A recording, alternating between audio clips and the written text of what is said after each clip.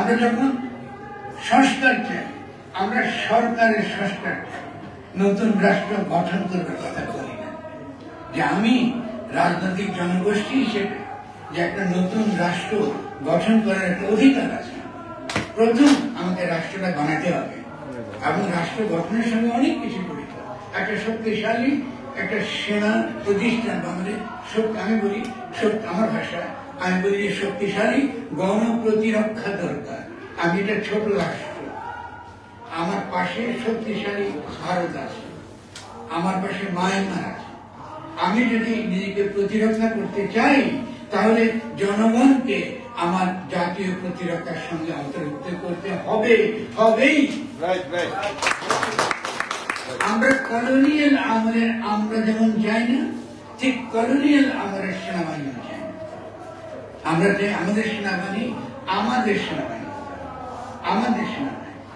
যাদের সঙ্গে আমরা কাঁধে কাঁধ মিলিয়ে বাংলাদেশকে একটা উন্নতির পথে, বিকাশের পথে আমরা এগিয়ে নিতে পারবো। তার কথা খেয়াল করেন, আমাদের অত্যন্ত আরেকজন তরুণ সেনাবাহিনীর একজন অবসরপ্রাপ্ত মেজর, তিনি খুব সুন্দর একটা কথা বলছেন আমাদের, যে পুরো অভ্যুত্থানটা হয়েছে কিন্তু ছাত্র জনতা এবং সৈনিকের মধ্যে। খেয়াল করেন সৈনিক, এটা যে এর প্রথম হয়েছে তা না। এর আগে জিয়া রহমান যখন এসেছিলেন তখনই কিন্তু নভেম্বরের একটা সিপাহী জনতার বিপ্লব বলি আমরা, তখনই কিন্তু জনগণের সঙ্গে সৈনিকের একটা মৈত্রী গড়ে উঠেছিল। তাহলে বাংলাদেশের জাতীয় প্রতিরক্ষার জন্য, বাংলাদেশের গণপ্রতিরক্ষার জন্য জনতা এবং সৈনিক, জনগণ এবং সৈনিকের মৈত্রী অপরিহার্য একটা নীতি। কারণ এতদিন পর্যন্ত আমরা কি দেখেছি, সারাক্ষণ সেনাবাহিনীর বিরুদ্ধে দাঁড়িয়ে গেছে। শুধু তাই না, সেনাবাহিনীকে ছোট করা হয়েছে। কি করে ছোট করা হয়েছে? সৈনিক সে তো কখনো নিরস্ত্র মানুষকে মারে না, হত্যা করে কি? সৈনিকতা মানে কি? সে কখনো নিরস্ত্র মানুষকে হত্যা করে না, তাকে গুম করে না, তাকে নিয়ে যায় না। কিন্তু সেনাবাহিনীকে আমরা ব্যবহার করেছি, সৈনিকদেরকে আমরা ব্যবহার করেছি কিসে? আমরা র্যাবে। আবার সে ফিরে গেছে কিন্তু সেনাবাহিনীতে, যাওয়ার ফলে পুরো প্রতিষ্ঠানটা, তার যে গ্লোরি, তার যে মহিমা, পুরো এই স্বাধীনতা যুদ্ধে তার যে অবদান, এটাকে আমরা গান করে দিয়েছি, এটাকে আমরা ক্ষুদ্র করে দিয়েছি। আজকে বাংলাদেশের সেনাবাহিনী বলতে সারা দুনিয়ার লোক বুঝে আয়নাঘর। এটা কি ভালো? আমাকে বুঝে বলেন, এটা কি আমাদের জন্য ভালো? একজন সৈনিকের জন্য এটা ভালো লাগে যে সেনাবাহিনী বলতে বুঝে আয়নাঘর, সেনাবাহিনী বলতে বুঝে র্যাব, সেনাবাহিনী বলতে বুঝে গুম হয়ে যায়? এটা তো খুবই খারাপ কথা। একবার থেকে মুক্ত হতে হবে। এই গণ অভ্যুত্থান মানে হচ্ছে এই যে কলোনিয়াল একটা সেনাবাহিনী আমি গড়ে তুলেছি, এই সেনাবাহিনীকে আমাকে নতুন করে পুনর্গঠন করতে হবে, যাতে নতুন ভাবে বাংলাদেশকে আমি গড়ে তুলতে পারি, একটা শক্তিশালী বাংলাদেশ করতে পারি, যেখানে সেনাবাহিনী তার একজন সক্রিয় ভূমিকা রাখবে, সে বিচ্ছিন্ন একটা প্রতিষ্ঠান আকারে থাকবে না। কিন্তু আজকে কি করতেছি আমরা? কিছু মাফিয়া, কিছু লুটেরা শ্রেণী পাহাড়দার এই কালে আমরা সেনাবাহিনীকে আমরা রাখতেছি, ওদের সম্পত্তি পাহারা দিবে, সেনাবাহিনী আর কোনো কাম নেই, আর ধরে ধরে লোকন করবে। এটা কি চেয়েছেন? এটা যাচ্ছে এই সেনাবাহিনী কোনো আত্মমর্যাদা সম্পন্ন সৈনিক এটাকে চাইতে পারে? এটা চাইতে পারে না। যে কারণে খেয়াল করেন, আপনি যখন এই গণ অভ্যুত্থানে গড়ে উঠেছেন তখন প্রথম দিকে জনগণের উপর গুলি চলেছে। আমরা কিন্তু এই ইতিহাস ভুলে যাব না। কিন্তু যারা গুলি করতে অস্বীকার করেছে তারা সাধারণ সৈনিক। আমি এখানে দাঁড়িয়ে তাদেরকে অভিবাদন জানাই, এখানে দাঁড়িয়ে আজকে আমি সেই সৈনিকদের অবদান যদি আপনারা মনে না রাখেন, এর চেয়ে বেশি আমি মনে করি অকৃতজ্ঞতা আর করতে হতে পারে না। আমাদের প্রত্যেকটা কথার মধ্যে সাধারণ সৈনিকদের অবদান আনতে হবে। আমি সঙ্গে সঙ্গে বলা বাহুল্য, আমাদের জেনারেল আছেন, আমাদের উপরে অফিসার পর্যায়ের অত্যন্ত বিচক্ষণ মানুষ আছেন, যারা বাংলাদেশকে একটা শক্তিশালী বাংলাদেশের গড়ে তুলবার সমস্ত ক্ষমতা, বিচক্ষণতা এবং দূরদর্শিতা দেখেন। আমাদের কম্প্রিহেন্সিভ চিন্তা করতে হবে, আমাদের বিক্ষিপ্তভাবে চিন্তা করতে হবে।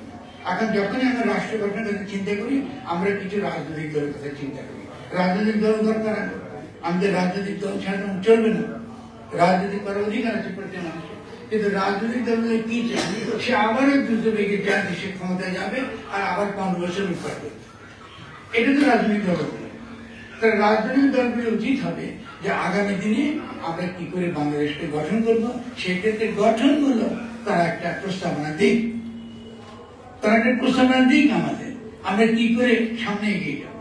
কিন্তু তারা কিন্তু কোনো প্রস্তাবনা আসছে না। আপনি তো রাজনৈতিক দলকে বাইরে রেখে দেশ গঠন করতে পারবেন না, পারবেন কি? ইম্পসিবল। কারণ তারা জনগণের কাছে থাকে, জনগণের তারা মোবিলাইজ করে, ফলে রাজনৈতিক দলগুলোকেও এই বর্তমান সরকারকে আস্থার মধ্যে আনতে হবে, যে আমরা সকলে মিলে বাংলাদেশকে গঠন করতে চাই। আমি সেই ক্ষেত্রে আসেন আপনাদের প্রস্তাবনাটা কি। আপনি যদি বলেন রাজনৈতিক দল না আমরা বসে আসছি, আপনারা একদিন আমাদেরকে কখন বলেন, সময় দেন, কখন নির্বাচন দিবেন, তারপর আমরা নির্বাচনে গিয়ে ক্ষমতা থাকবো না। রাজনৈতিক দলকে আমরা এরকম দায়িত্ব জ্ঞানহীন মন্তব্য চাই না। আমরা কি চেয়েছি, যে বক্তব্য আজকে আমি দিচ্ছি, সেই বক্তব্য রাজনৈতিক দলগুলোর কাছ থেকে আসা উচিত ছিল কিনা বলেন? আমি তো রাজনৈতিক দল করি না, আমি একজন ব্যক্তি বুদ্ধিজীবী আকারে আমার দায়িত্ব থেকে কথা বলছি। তাহলে আপনারা কেন বলেন না যে বাংলাদেশে শেখ হাসিনার ফ্যাসিস্ট সংবিধানের অধীনে শপথ নেওয়াটা ঠিক হয় নাই? আপনারা কেন বলছেন না? আপনারা কি শেখ হাসিনা দালাল? এ বলেন না। তার যদি দালাল হয়ে থাকে তো নির্বাচন কিনে দেবো আমরা আপনাদের।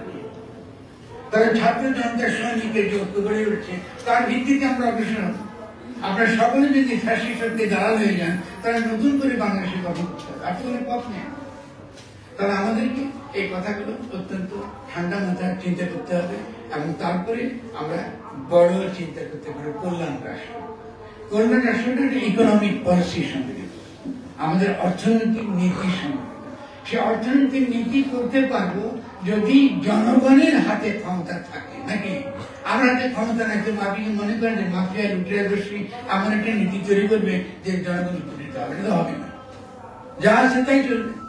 তাহলে প্রথম কাজটা হচ্ছে আমাদের রাষ্ট্র, এটাকে ঠিক মতো বানাতে হবে। এটাকে বলে কনস্টিটিউট। কথা শোনা মানে গঠন করা। তাহলে রাষ্ট্রটা বানাতে হবে, রাষ্ট্রটা বানাতে সকলকে অংশগ্রহণ করতে হবে। এই যে একটা সভা, এটার গুরুত্ব অপরিসীম, এটা কিন্তু রাষ্ট্র গঠন সভার একটা, যেটাকে বলে কাউন্সিল, পরামর্শ সভা। এরকম সভাগুলো বিভিন্ন জায়গায় গড়ে ওঠে, এবং সেখান থেকে জনগণ তাদের মতামত পাঠায়। আমরা একটা ন্যাশনাল একটা কনস্টিটিউশন কাউন্সিল বানাতে পারি, যে ঠিক আছে বানান আপনার ন্যাশনাল কনস্টিটিউশন কাউন্সিল। আমাদের প্রস্তাবগুলো, এখানে যে প্রস্তাবগুলো পাশ হবে, এগুলো যাবে ন্যাশনাল কনস্টিটিউশন কাউন্সিল। তারা ঠিক করবেন যে সেখান থেকে কি ধরনের বক্তব্যগুলো রাখা দরকার, এবং একটা সত্যিকারের গণরাষ্ট্র জনগণের অভিব্যক্তি হিসেবে যে রাষ্ট্রটা গঠন করা জরুরি, এই রাষ্ট্রের রূপটা আমাদের কথাবার্তার মধ্যে দিয়ে, আমাদের আলাপ আলোচনার মধ্যে দিয়ে তার একটা রূপ ফুটে বেরোবে। এই অংশগ্রহণের জন্য যখনই আপনি জনগণকে সুযোগ দেন, এই যে ইনস্টেবিলিটি যেটা দেখছেন এখন, কিচ্ছু থাকবে না। আপনি জনগণের কালকে বলেন যে এটা তোমার রাষ্ট্র, আমি আসছি তোমার জন্য। আজকে এই রাষ্ট্রে যারা ক্ষমতা আছেন তারা যদি পরিষ্কার বলেন আমি আসছি তোমাদের জন্য, তোমরা আমাকে বসিয়েছ, এখন তোমরা যে ধরনের রাষ্ট্র চাইবা সে ধরনের রাষ্ট্র হবে আগামী দিনে। আজকে কোনো বাংলাদেশে দেখবেন যে প্রত্যেকটা মানুষ সে তার নিজের যতটুকু বুদ্ধি জ্ঞান প্রজ্ঞা আছে এটার দ্বারা সে তার মতামত দেওয়া শুরু করবে, বিভিন্ন জায়গায় আলোচনা করবে, বিভিন্ন টং বলেন, কি চায়ের দোকান বলেন, কি রেস্তোরাঁ বলেন, কি যেখানে বিভিন্ন সভায় সে কিন্তু আলোচনা করবে। কারণ সে তৎক্ষণাৎ এম্পাওয়ার্ড হয়ে যাবে, তার ক্ষমতা এসে যাবে। জনগণকে ক্ষমতা দেওয়া হয়েছে কি আগামী রাষ্ট্র কেমন হবে এটা তুমি বলো। এটা বাইরে থেকে কোনো কমিশন বসাইয়া এই পুরনো আমেরিকার দালালদের দ্বারা এগুলো হবে না। তুমি বলো কেমন রাষ্ট্র তুমি চাও।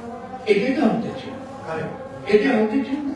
আমরা বলতাম, আমরা তর্ক করতাম, আমরা বলতাম এই তুমি ঠিক করো না, আপনারা কোনো খারাপ ঠিক করেন না, আরো কথা আছে। তাহলে এই আলোচনার মাধ্যমে যখন একটা প্রক্রিয়াকে আমরা যখন ইনিশিয়েট করি, এটাকে বলে গাঠনিক প্রক্রিয়া, কনস্টিটিউটিং প্রসেস। জনগণ নিজেকে নিজে গঠন করবার প্রক্রিয়া, এটাকে আর কি করে জনগণকে বাদ দিয়ে রাষ্ট্র গড়ে তুলতে পারে না।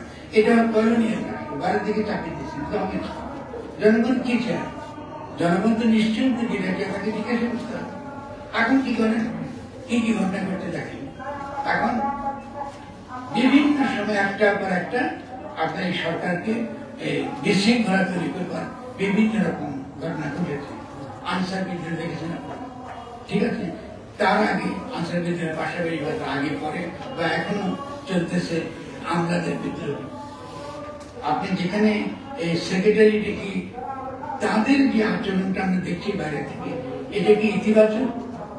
এটা ইতিবাচক না। তারা তো প্রশাসন অত্যন্ত গুরুত্বপূর্ণ মানুষ। দ্বিতীয়ত প্রশ্ন হচ্ছে জনপ্রশাসন এত গুরুত্বপূর্ণ হলো কেন? জনপ্রশাসন এত গুরুত্বপূর্ণ হলো কেন? যেহেতু শেখ হাসিনা চেয়েছিল। তো এই ধরনের আর তো কেন আরো তো আমাদের আছে বিভিন্ন প্রশাসনে বহু গুরুত্বপূর্ণ পদের বহু গুরুত্বপূর্ণ কাজ আছে। এই যে জনপ্রশাসনকে দিয়ে আপনি একটা দলের স্বার্থ রক্ষা করবেন, এইটা তো হতে পারে না। এখানে তো সমস্যা পারে।